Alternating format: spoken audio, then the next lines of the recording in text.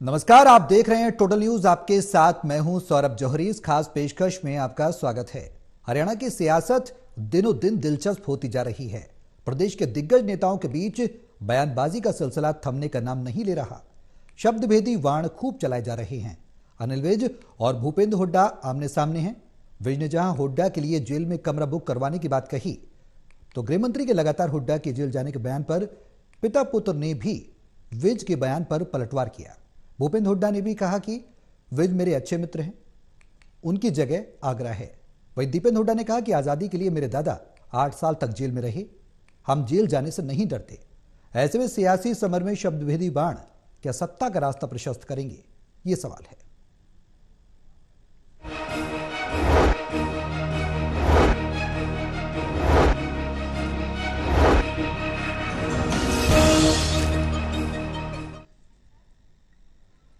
हमारे साथ हमारे सहयोगी लगातार बने हुए देवेंद्र कथुरी हमारे साथ हैं, पानीपत से एसोसिएट एडिटर।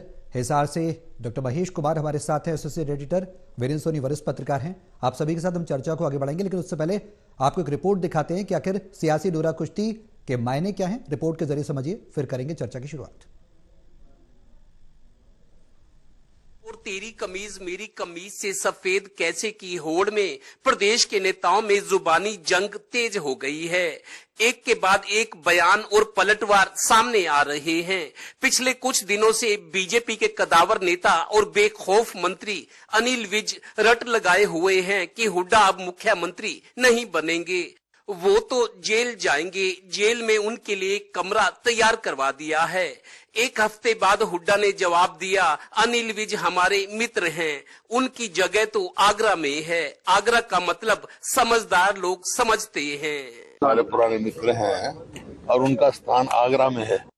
हुड्डा सीनियर का जवाब आया तो अनिल विज का मीडिया के सामने अगला जवाब ये था। जो केस चल रहे हैं तो इन्होंने तो अपना फैसला ही दे दिया फिर कि वो जो केस चल रहे हैं जिस कोर्ट के विचाराधीन हैं, तो उस कोर्ट को कोई अधिकार ही नहीं है। उस कोर्ट के ऊपर दीपेंद्र हुड्डा का अधिकार चलेगा, दीपेंद्र हुड्डा उसका फैसला करेगा। तो कोर्ट ने फैसला कर रहे हैं और समय आएगा हुड्डा साहब जेल में होंगे, ये पक्की बात है। जब हुड्डा सीनियर को अनिल विज हर रोज याद करते और टिप्पणी करते रहे तो हुड्डा जूनियर पीछे कहां रहते। पूर्व सीएम के सांसद बेटे ने बाउंसर पर छक्का मार दिया। तो वो हुड्डा साहब उसमें कई बार जवाब दे चुके हैं। और जो है कोई ऐसी धमकी नहीं है इनके पास और कोई ऐसी जेल नहीं बनी बीजेपी के पास जो हमें ईमानदारी से लोगों की लड़ाई लड़ने से रोक सके। मेरे परदादा जी को काले पानी की सजा हुई थी अंग्रेजों के समय। मेरे दादाजी 8 साल जेल में रहे अंग्रेजों की काली कोठरियों में। तब ये नहीं पता था देश आजाद होगा कि नहीं होगा, तब भी हमने जायज लड़ाई लड़ी थी। हुड्डा साहब में वो संस्कार हैं, हमारे में वो संस्कार हैं। हम ईमानदारी से हरियाणा वासियों की, देशवासियों की, भारतवर्ष की लड़ाई लड़ने के लिए हम लड़ाई लड़ते रहेंगे। गौरतलब है कि अब तो 2024 के दोनों बड़े चुनाव आ गए हैं। 2014 के विधानसभा चुनाव में जब कुलदीप बिश्नोई की हरियाणा जनहित कांग्रेस और बीजेपी में गठबंधन की चर्चा चल रही थी, तो तब भी मंत्री अनिल विज कुलदीप बिश्नोई की पार्टी को लंगड़ा घोड़ा बताते थे कि लंगड़े घोड़े पर बीजेपी को दांव नहीं लगाना चाहिए। जब कुलदीप बिश्नोई सुनकर थक गए तो उन्होंने भी एक दिन जवाब दे दिया, लंगड़ा घोड़ा उससे तो कीमती ही होता है। इसके बाद विज साहब ने मुंह नहीं खोला। अब उनकी और हुड्डा में जुबानी जंग तेज हो गई है। ये क्रिकेट के उसी अंदाज की तरह है जैसे क्रिकेट खेलते हुए कंगारू मैदान में विरोधी टीम के खिलाफ माइंड गेम खेलते हैं। Haryana bureau, total news. तो वार पलटवार लगातार जारी है। नूरा कुश्ती लगातार सियासी नूरा कुश्ती चल रही है, चाहे वो भूपेंद्र हुड्डा की बात करें, अनिल विज की बात करें या फिर दीपेंद्र हुड्डा की बात करें। इन बयानों के मायने क्या निकाले जाएं, आज सीधे रुख करूंगा महेश। सवाल सीधा यह है कि बयानबाजी चल रही है सियासी समर में, आम चुनाव है, उसके बाद हरियाणा में विधानसभा चुनाव होंगे। क्या ये बयानबाजी वार पलटवार कश्ती को पार लगाएगा?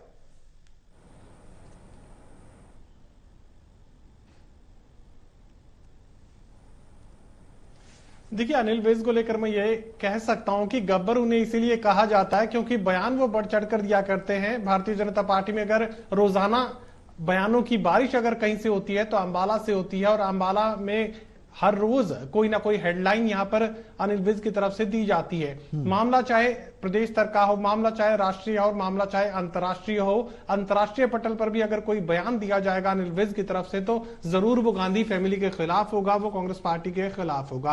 अब यकीनन इस फैसले को भी, इस बयान को भी आप इसी तरीके से देख सकते हैं। और ये कोई पहली बार बयान नहीं दिया है। पिछले 9 सालों में भारतीय जनता पार्टी के हरियाणा में सरकार है, और सरकार बनने के साथ ही, सरकार के गठन होने के साथ ही गठबंधन सरकार मनोहर 2 और मनोहर 1 का भी मैं जिक्र कर रहा हूं, लगातार ये बयान देते रहे हैं कि भूपेंद्र सिंह हुड्डा भ्रष्टाचार के मामले में जेल जाएंगे। कोई नया बयान, कोई ऐसा बयान यहां पर अनिल विज की तरफ से हैरत अंगेज नहीं दिया गया जिसको लेकर बहुत ज्यादा सोचने की जरूरत हो। लेकिन फिलहाल इतना जरूर कहा जा सकता है कि चुनाव में यहां पर भूपेंद्र सिंह हुड्डा को, हुड्डा परिवार को डराने की कोशिश भारतीय जनता पार्टी की तरफ से जरूर की गई है। अनिल विज 2-2 का चुनावी मौसम में ये साबित करने की कोशिश कर रहे हैं कि भूपेंद्र सिंह हुड्डा के खिलाफ कार्रवाई की जा सकती है। केसेस काफी सारे उनके पेंडिंग हैं, और इन्हीं केसेस के आधार पर एक मनोवैज्ञानिक दबाव यहां पर हुड्डा परिवार पर बढ़ाने की कोशिश की जा रही है। दरअसल भारतीय जनता पार्टी की सबसे बड़ी परेशानी यह है कि कांग्रेस पार्टी की तरफ से, एआईसीसी की तरफ से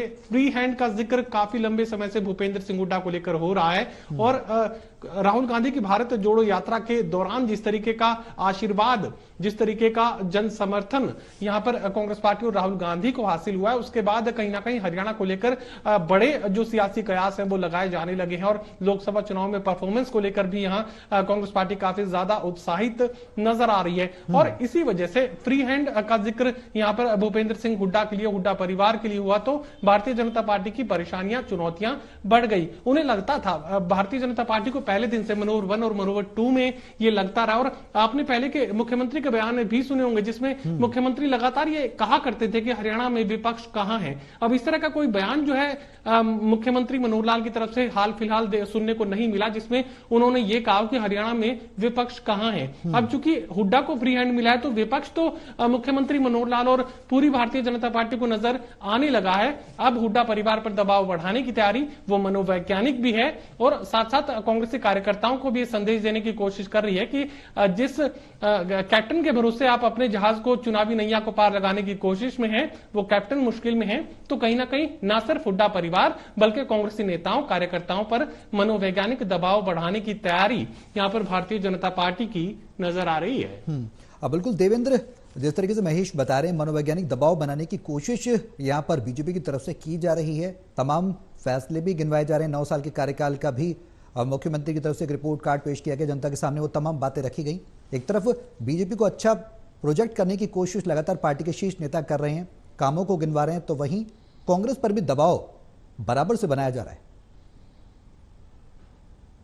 देखिए बिल्कुल सौरभ, यहाँ है सियासी हरियाणा में बहुत सारे लोग ये मान रहे हैं कि जो मौजूदा परिस्थिति है, कांग्रेस बीजेपी 2 बड़ी पार्टी और मुकाबला दोनों पार्टियों में है। क्योंकि मैं बार बार कहता हूं 2014 और 2019 वाले जो अनुकूल हालात थे बीजेपी के साथ, वैसी स्थिति अब नहीं है। क्योंकि बदलाव की बात होती है, एंटी इनकम्बेंसी का फैक्टर होता है, उसके अलावा यह भी होता है कि हरियाणा की बात करें या देश की बात करें, अभी जो राजनीतिक इतिहास बताता है 10 साल से ज्यादा कोई सरकार चली नहीं है। कोई भले ही मुख्यमंत्री या प्रधानमंत्री रहा हो, लेकिन वो कोलैबोरेशन में हो सकता है, गठबंधन में हो सकता है, लेकिन 10 साल से ज्यादा कोई सरकार अभी चली नहीं। ये देश का इतिहास भी बताता है और हरियाणा का भी इतिहास बताता है। और जो परिस्थितियां बनी हुई है, निस्संदेह कांग्रेस मजबूत हुई है। राहुल गांधी की जो भारत जोड़ो यात्रा थी, उसके बाद जिस तरीके से राहुल गांधी ने अपने आप को आम आदमी से जोड़ा है, कहीं ट्रक में बैठ जाना, रेलवे स्टेशन पे चला जाना, किसी स्कूल कॉलेज में जाके छात्राओं से मुलाकात करना, उन्होंने अपनी छवि को सुधारा है। और कांग्रेस में ऐसे नेता बहुत सारे हैं, मैं आपको बताऊं सौरभ, जो दावा करते हैं कि जोशी ने भले ही ना कहा हो, लेकिन 2024 में प्रधानमंत्री राहुल गांधी बनेंगे। ये कांग्रेस के कई नेता इस तरीके का दावा करें और कॉन्फिडेंस से करें। जिस तरीके से हरियाणा में कांग्रेस ने अपने आप को कंसोलिडेट किया है, भूपेंद्र सिंह हुड्डा या दूसरे नेता पब्लिक में रहे हैं, उन्होंने बीजेपी के खिलाफ आवाज उठाई है कि बीजेपी, जैसे भूपेंद्र हुड्डा कहते हैं, नॉन परफॉर्मिंग सरकार है, कुछ नहीं किया। मतलब लोगों के दिमाग में ये बात डालने की कोशिश है। रही अनिल विज की बात, अनिल विज शुरू से ही मुकर रहे हैं और डिक्शनरी से ऐसे ऐसे शब्द निकाल कर लाते हैं कि मनोरंजन भी होता है और एक तरह से विपक्षी पार्टियों को जवाब भी देते हैं। राहुल गांधी की बात हो, प्रियंका गांधी की बात हो, भूपेंद्र हुड्डा की बात हो, हर रोज लोग मजाक में कहते भी है कि जब तक अनिल विज बयान ना दे या अखबार में अपनी फोटो या खबर ना देखे उन्हें रोटी हजम नहीं थी। ये मजाक में कहते हैं, मतलब उन्होंने हर रोज कोई ना कोई नया बयान देते हैं।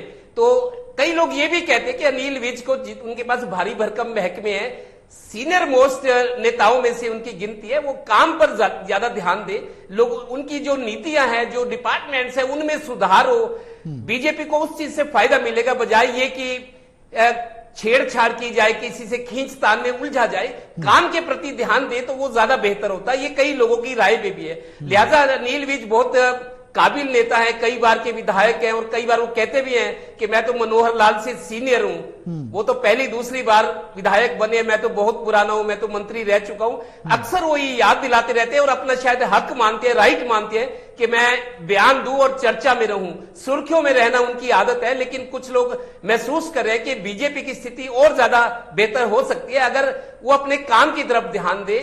दो भारी भरकम महकमे उनके पास है, तो इस तरह की देखिए लोकतंत्र है, लोग अपनी राय रखते ही रखते हैं। अनिल भी जो अच्छा समझते हैं वो कहते हैं, बताते हैं, लेकिन लोगों के भी मुंह है, उनको आप रोक नहीं सकते, वो भी बताते हैं कि आपका रवैया किस तरीके का होना चाहिए। तो इस तरफ गौर फरमाना जरूरी है। जी बिल्कुल वीरेन जी, लगातार बयानबाजी हो रही है दोनों ही तरफ से, विज साहब की बात करें या फिर भूपेंद्र हुड्डा की, वार पलटवार है। बयानों की जो बैसाखी है वो सत्ता के रास्ते तक लेकर जाएगी, क्योंकि पार्टियां ये मान रही हैं कि अपने को बेहतर जनता के सामने प्रोजेक्ट करें, जैसे कि जनता भरोसा जताए। देखिए, अनिल विज के बयान के पीछे उनका जो मर्म है या दर्द है उसको समझा जाना चाहिए। देखो, वो भारतीय जनता पार्टी के इस समय सबसे वरिष्ठ नेता हैं और जब मनोहर लाल जी जब भारतीय जनता पार्टी में उनकी अगर एंट्री भी नहीं हुई थी तब उस समय वो अनिल विज जी विधायक बन गए थे। लेकिन जो अनिल विज का दर्द ये है कि जब वो भारतीय जनता पार्टी के गिनती के विधायक 4-5 विधायक रहते थे, बस 2 अंकों पर भी नहीं थे, तो विधानसभा के अंदर उनको क्या दंश झेलना पड़ता था, किस तरह का अपमान के घूंट पीने पड़ते थे, तो उसमें उनका दर्द जो है उसके अंदर है। और क्योंकि उन्होंने विपक्षी नेताओं का उस समय जो नेता सत्ता में थे उनका सामना किया, वो अकेले ही तीर उनको चुपते थे। अब उनका समय आया है तो उसका वो जो है उसका प्रतिकार कर रहे हैं, वो उस बात कहते हैं। तो इसलिए उनकी जो बात है उनके दर्द को समझा जाना चाहिए, क्योंकि वो स्थिति को झेल चुके हैं। और जहां तक ये बात है कि भूपेंद्र सिंह हुड्डा के खिलाफ उन्होंने जो बयान आते हैं, देखो वो मीडिया बड़ी फ्रेंडली है, जो भी मीडिया का व्यक्ति उनसे जो भी बाइट लेता है वो दिल खोलकर बात करते हैं और अपना बयान देते हैं, बयान मतलब अपनी भावनाएं व्यक्त करते हैं। ये नहीं कि वो खुद जाकर बयान देते हैं, ऐसा नहीं है, क्योंकि मीडिया के लोग ही उनके पास संपर्क करते हैं, जो भी संपर्क करते हैं वो अपनी राय अवश्य देते हैं, वो कुछ छुपाते नहीं है। किसी भी मामला कोई भी हो, वो अपने दिल की बात जो है मीडिया के लोगों से साझा करते हैं, उनसे किसी भी विषय पर बात की जाए तो, क्योंकि वो मीडिया को सहज उपलब्ध है। भारतीय जनता पार्टी के विधायकों और सांसदों का प्रशिक्षण शिविर सूरजकुंड के अंदर था, तो एक विषय उनके पास था कि मीडिया से मैत्री कैसे बनाई जाए। तो तब सांसदों और विधायकों ने उनसे पूछा था कि मीडिया से कैसे ही हम जिस तरह आपके अंतरंग संबंध हैं, हम लोग अपने संबंध कैसे बना सकते हैं। एक सत्र उनको दिया गया था। मतलब पार्टी मानती है कि उनके मीडिया से बड़े अच्छे संबंध है और वो अपने दिल की बात वहां करते हैं।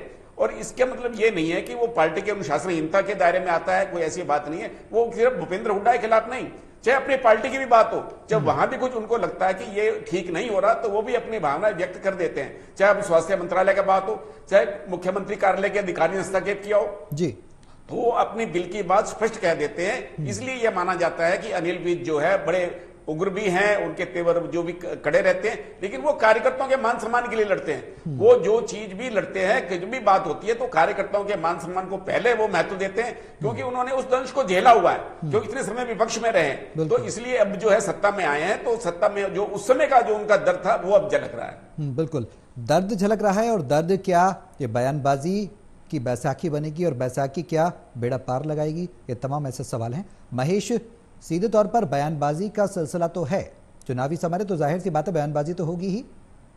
अब जनता किस पर भरोसा करेगी, क्योंकि वार पलटवार है।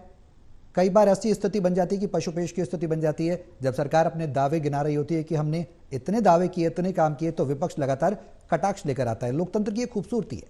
अब जनता किस पर भरोसा करेगी ये तो समय ही बताएगा, लेकिन ऐसे में एक ऑप्शन, विकल्प के तौर पर जनता की नजर में क्या कुछ देखने वाला है, क्या कुछ देखने को मिल सकता है?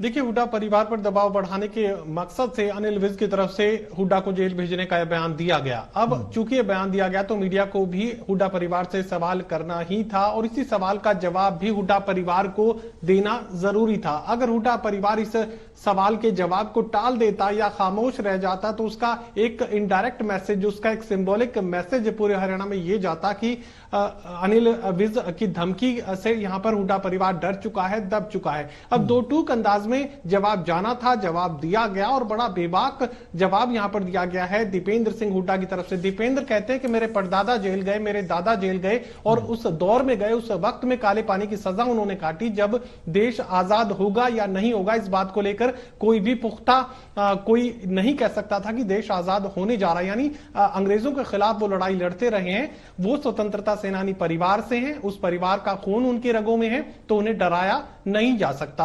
अब ये कांग्रेसी लीडर्स के लिए भी ये मैसेज था कि डरने की जरूरत नहीं है। वर्कर्स के लिए भी ये मैसेज था कि अगर जेल भेजने जैसी नौबत आती है और हुड्डा को जेल जाना पड़ता है तो डरने की जरूरत नहीं है, हम घबराने वालों में से नहीं है। स्वतंत्रता सेनानी परिवार है, डर के सामने झुकेगा नहीं। अब मनोबल यहां पर बनाए रखने की जरूरत थी, ना सिर्फ हुड्डा समर्थक नेताओं की, ना सिर्फ हुड्डा समर्थक उम्मीदवारों की, बल्कि वोटर का मनोबल बनाए रखने की भी यहां पर हुड्डा परिवार को जरूरत थी। और उसी जरूरत को पूरा करने के मकसद से बड़ा ही नपातुला सदा हुआ बयान यहां पर दिया गया है दीपेंद्र सिंह हुड्डा की तरफ से। देवेंद्र, बयानबाजी हुई, हुड्डा ने बयान दिया, दीपेंद्र हुड्डा ने बयान दिया, भूपेंद्र हुड्डा ने बयान दिया। अब जो बयानबाजी वार पलटवार है, क्या इसके बीच में अगर बात की जाए जनता के असल मुद्दों की, कहीं वो तो गुम नहीं हो जाएंगे? क्योंकि अपने अपने को बेहतर साबित करने की होड़ दोनों ही पार्टियों में लगी हुई है। जनता के मूलभूत मुद्दों का क्या? देखिए सौरभ, अंबाला की बात करें, अंबाला कैंट से जहां से विधायक है अनिल विज, उनके अपने हलके के लोग उनसे खुश हैं, रोजाना उनसे मुलाकात होती है। बहुत सारे लोगों को पता है, मैं एक बार फिर बता दूं कि अनिल विज ऐसे नेता हैं जो जनता से सीधा जुड़ाव रखते हैं। सुबह होते ही, चूंकि वो अकेले हैं, शादी उन्होंने की नहीं, परिवार है नहीं, लेकिन भाई बहनों के साथ रहते हैं, वो सुबह ही अपनी गाड़ी खुद ड्राइव करते हैं, ना किसी सिक्योरिटी गार्ड को लेते, किसी भी बाजार में जाकर दुकान के फट्टे पर बैठ जाते हैं, चाय पीते हैं। उनके प्रशंसकों को, उनके समर्थकों को पता हो कि मंत्री जी आज कहां जाएंगे, वो लोग इकट्ठा हो जाते हैं अलग अलग जगह पे, मतलब सीधा जुड़ाव होता है। उन लोगों से मिलते हैं, चाय पीते हैं, बतियाते हैं, उनकी बात सुनते हैं, फिर आते, नहाते धोते हैं, नाश्ता करते हैं और 12 बजे के आसपास, 11-12 बजे वो चंडीगढ़ पहुंचे, क्योंकि चंडीगढ़ में उन्होंने मंत्री की कोठी नहीं ली हुई, हर रोज अपने घर आते हैं। 50 किलोमीटर की दूरी है अंबाला कैंट और चंडीगढ़ में, तो उनका अपना तरीका है, जनता में पॉपुलर है, जनता के काम भी करते हैं। ऑफिसर्स पर भी उनका पूरा दबाव है, ऑफिसर्स उनसे डरते हैं कि सीधा एक्शन वाले आदमी है, फायर ब्रांड नेता है, अनिल विज की नजर टेढ़ी ना पड़ जाए, इसका अफसरों को डर रहता है। लेकिन आज एक नया किस्सा चल रहा है आजकल, पिछले कई दिनों से मीडिया में सुर्खियां हैं कि सीएम चीफ मिनिस्टर ऑफिस के एक बड़े अधिकारी ने स्वास्थ्य विभाग की फाइलें खंगाली हैं, समीक्षा की है कि स्वास्थ्य विभाग में कहां कमियां हैं और क्या करने की जरूरत है। तो अनिल विज पिछले 10 दिनों से नाराज हैं। बताया गया है कि वो फाइलों को साइन नहीं करे, और ये भी सूत्र बताते हैं कि अनिल विज शायद सीएम से कहेंगे कि मेरे को ये डिपार्टमेंट नहीं चाहिए, मतलब सीधा सीधा वो सीएमओ का दखल मान रहे हैं अपने महकमों में, स्वास्थ्य विभाग में। तो खबर ये है कि स्वास्थ्य विभाग की बहुत सारी फाइलें ढेर लग गए हैं, उस पर काम नहीं हो रहा, और अभी तक मेरे को लगता नहीं कि कोई इस तरह का समाधान निकला है। पिछले 10 दिन से ये स्थिति है, और अनिल विज इस बात का बुरा मान रहे हैं कि सीएमओ का या कोई और बड़ा अधिकारी सरकार का उनके काम में दखल दे। तो उन्होंने स्वास्थ्य विभाग की फाइलों को देखना, काम करना, फाइलों को आगे बढ़ाना बंद किया हुआ है। एक तरह से वो प्रोटेस्ट करे अंदरूनी तौर पे। अभी तक मेरे को लगता नहीं कोई सुलह हुई हो। तो रह रहकर मुख्यमंत्री के ऑफिस का विशेषाधिकार है कि किसी भी डिपार्टमेंट की समीक्षा या उनको डायरेक्शंस देना, उनकी प्रोग्रेस के बारे में पता करना, चीफ मिनिस्टर को रिपोर्ट करना सीएमओ का काम है। तो वो आजकल इस बात को लेके उनमें खिन्नता है, और कई मतलब ऐसा हुआ कि मुख्यमंत्री और अनिल विज दोनों, वो मुख्यमंत्री है, वो सीनियर मोस्ट नेता है, कई बार के विधायक है, और जितने कैबिनेट में मिनिस्टर है मेरे को लगता है शायद ही उनमें उन जितना सीनियर मोस्ट नहीं है अभी। तो वो अपना विशेषाधिकार समझते हैं, उनके काम करने का अपना तरीका है। लेकिन आजकल फिर एक होल्ट आया हुआ है, ठहराव आया है उनके काम में, और मेरे को लगता है कि कभी सीआईडी वाला मुद्दा था, कभी कुछ और था, कभी मीटिंगों में जाना ना जाना, कभी बहानेबाजी कर देना, मतलब दूरियां और नजदीकियां दोनों बनी रही। आजकल फिर स्वास्थ्य विभाग की कार्यप्रणाली को सीएम उन्हें जानने की कोशिश की तो इस बात से नाराज हैं कि मेरे काम में हस्तक्षेप हो रहा है। तो खबर ये आ रही है कि स्वास्थ्य विभाग का काम अटका हुआ है और जो स्वास्थ्य विभाग के डॉक्टर्स हैं, अधिकारी हैं बड़े, वो भी असमंजस में है, क्या करें, क्योंकि मंत्री जी रूठे हुए अंदर बिल्कुल से। जी ठीक है। वीरेंद्र जी, एक के बाद एक सवाल कांग्रेस की तरफ से खड़े किए जा रहे हैं। सरकार अपना रिपोर्ट कार्ड पेश कर रही है या फिर 9 साल में जो उपलब्धियां हैं वो गिनवा रही है, लेकिन भूपेंद्र हुड्डा जहां एक तरफ बीजेपी की सरकार को नॉन परफॉर्मिंग सरकार कह रहे हैं, फेल सरकार बता रहे हैं, विफल सरकार बता रहे हैं, तो वहीं दीपेंद्र हुड्डा भी कई सवाल खड़े कर रहे हैं। उन्होंने कहा कि 900 सवाल ऐसे हैं जो बीजेपी से पूछने हैं, जिसमें से कुछ एक सवाल मैं यहां पर बताना चाहूंगा। महंगाई और गरीब कल्याण योजना बंद करने में हरियाणा नंबर 1 बन चुका है। निवेश में हरियाणा आखिरी पायदान पर पहुंच चुका है। किसानों पर अत्याचार के मामले हरियाणा में नंबर 1 हो चुका है और घोटाले और भ्रष्टाचार में हरियाणा नंबर 1 बन चुका है। नशे और अपराध में नंबर 1 है। 4 लाख करोड़ के कर्ज तले दब चुका है। दीपेंद्र हुड्डा ने तमाम सवाल खड़े किए हैं। अब ऐसे में सरकार के लिए बड़ी चुनौती होगी इन सवालों को पार पाना, और जो आधार है, जाहिर सी बात है कांग्रेस ने कुछ आधार बनाकर ही ये तमाम सवाल सरकार से पूछे हैं। देखिए, कांग्रेस की तरफ से चाहे चौधरी भूपेंद्र सिंह हुड्डा हो, चाहे दीपेंद्र हुड्डा हो, वो अवश्य सरकार को घेरते रहते हैं और उनका यह फर्ज भी है। वो सरकार के खिलाफ ऐसे मुद्दे लाते हैं जो सरकार जिससे असहज हो जाती है, तो ये तो उनका कर्तव्य है और धर्म भी है। और जहां तक भारतीय जनता पार्टी की बात है, भारतीय जनता पार्टी फील्ड में जो काम कर रही है, जितने भी चाहे लाभार्थी हो उनसे मुख्यमंत्री संवाद कर रहे हैं, उनका एक अपना एक योजनाबद्ध ढंग से जो है लोगों से संपर्क कर रहे हैं, जनसंवाद कर रहे हैं। भारतीय जनता पार्टी के नेताओं को यह मालूम है कि इस समय जो है सरकार के खिलाफ जो है कुछ जो विरोधी भावना है वो उग्र है। वो होना स्वाभाविक है क्योंकि 9 वर्ष का समय हो चुका है, तो निश्चित रूप से लोगों की अपेक्षाएं अधिक होती हैं, वो पूरी नहीं हो पाती। और कुछ जो स्थानीय विधायक हैं या सांसद हैं, उनके प्रति भी रोष होता है और आक्रोश होना स्वाभाविक है। तो भारतीय जनता पार्टी स्थिति को समझती है। कांग्रेस के अंदर यह बात निश्चित है कि कांग्रेस का संगठन नहीं है, लेकिन कांग्रेस के जो नेता हैं भूपेंद्र सिंह हुड्डा और दीपेंद्र हुड्डा जिस तरह के मुद्दे उठाते रहते हैं, लोगों के अंदर उनकी एक छवि बनती है। पोर्टल को लेकर उन्होंने मुद्दा उठाया है और मुख्यमंत्री उसका प्रतिकार करते हुए कहते हैं कि इनको पोर्टल के स्पेलिंग ही नहीं पता। तो इस तरह की बातें हैं, लेकिन जो कांग्रेस के मुद्दे उठा रहे हैं भारतीय जनता पार्टी उसका अपने तरह से जवाब देती है। लेकिन यह देखा जाए कि कांग्रेस जो है अपनी बात को लोगों तक कैसे पहुंचा पाती है, वहां कठिनाई यह है कांग्रेस का जमीनी स्तर पर संगठन नहीं है और कांग्रेस अपने कार्यकर्ताओं को जो है जो गतिशील बनाना चाहिए उस ढंग का गतिशील नहीं बना पा रही। जो उनकी बात है लोगों तक नहीं पहुंच पाती। भारतीय जनता पार्टी के 15 प्रमुख है, संगठन की व्यवस्था यहां तक है, तो भारतीय जनता पार्टी जो अपनी बात कहना चाहती है, जो केंद्र का निर्देश होता है, जो उनकी नीतियों का प्रचार प्रसार होता है, वो अधिक हो पाता है। जो कांग्रेस की जो है सरकार की विफलताएं आम आदमी तक कैसे पहुंचे, किस तरह का जन जागरण अभियान चलाया जाए। मुख्यमंत्री जो है इस अपना कार्यक्रम चला रहे हैं। पूर्व मुख्यमंत्री भूपेंद्र सिंह हुड्डा ने जो लोगों से मिलने का कार्यक्रम शुरू किया हुआ है, अब रदौर में उनकी 1 नवंबर को रैली है। इस तरह हर जगह पे अपना कार्यक्रम कर रहे हैं, लेकिन कांग्रेस संगठन में जो गतिशीलता होनी चाहिए थी वो गतिशीलता नहीं है। वो सरकार के खिलाफ जो है जितना आक्रामक होना चाहिए अभी उस ढंग का नहीं है। और भारतीय जनता पार्टी का जो संगठन है इस स्तर पर जो ज्यादा हावी दिखाई देता है, तो ये मान के चलना चाहिए कि भारतीय जनता पार्टी अपनी उपलब्धियां गिनाएगी निश्चित रूप से, क्योंकि उसके पास उपलब्धियां गिनाने के लिए है भी। और कांग्रेस को सरकार की विफलताओं को गिनाने के लिए जनता के बीच जाना चाहिए, लेकिन जनता के बीच कितना जा पाते हैं वो बात सिर्फ अभी मीडिया तक ही जा पा रही है।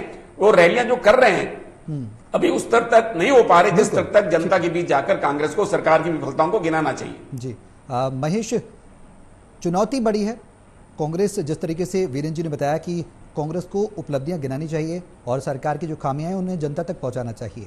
ऐसे में सवाल यही है, सीधा सवाल, कि चुनौती बड़ी है। जेजेपी बीजेपी का जो गठबंधन है वो एक तरफ है, उसमें कहीं ना कहीं कुछ कोर कसर किस तरीके से आप देख पा रहे हैं और कांग्रेस को कितना हावी पा रहे हैं, संक्षेप में आप जवाब दें।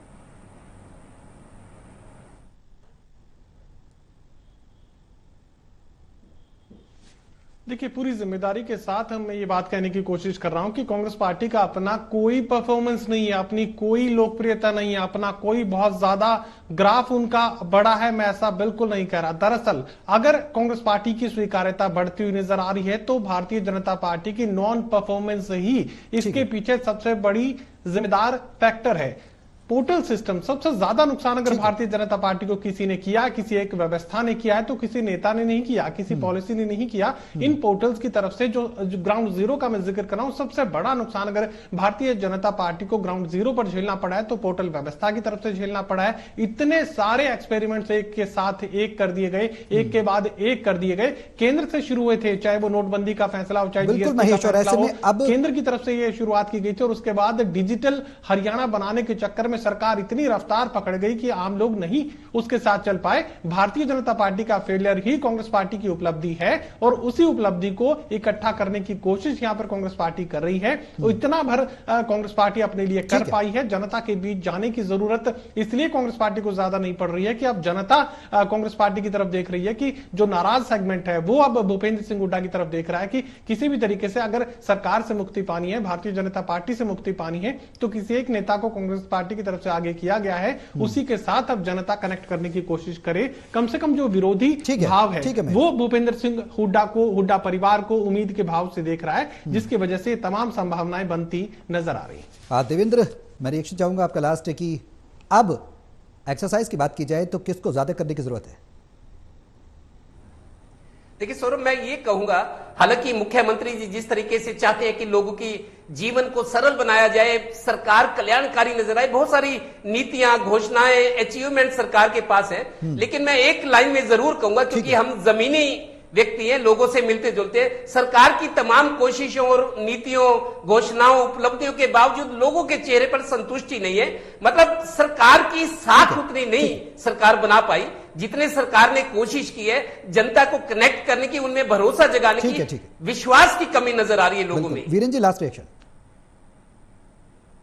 देखिए, भारतीय जनता पार्टी व्यवहारिक रूप से ये जो लोगों का फीडबैक होता है वो प्राप्त नहीं कर पा रही। जब भारतीय जनता पार्टी की बैठकें होती है उनमें एक ही कहते हैं कि सरकार की नीतियों से आपके जीवन में क्या सकारात्मक परिवर्तन आया है। मतलब भारतीय जनता पार्टी अपनी प्रशंसा और गुणगान ही सुनना चाहती है, चाहे मंत्री हो, विधायक हो, चाहे मुख्यमंत्री हो, वो जनता का फीडबैक नहीं लेना चाहते, वास्तविकता को नहीं समझना चाहते। ये उनकी भयंकर भूल है। चलिए, बहुत शुक्रिया आप सभी का हमारे साथ इस चर्चा में शामिल होने के लिए।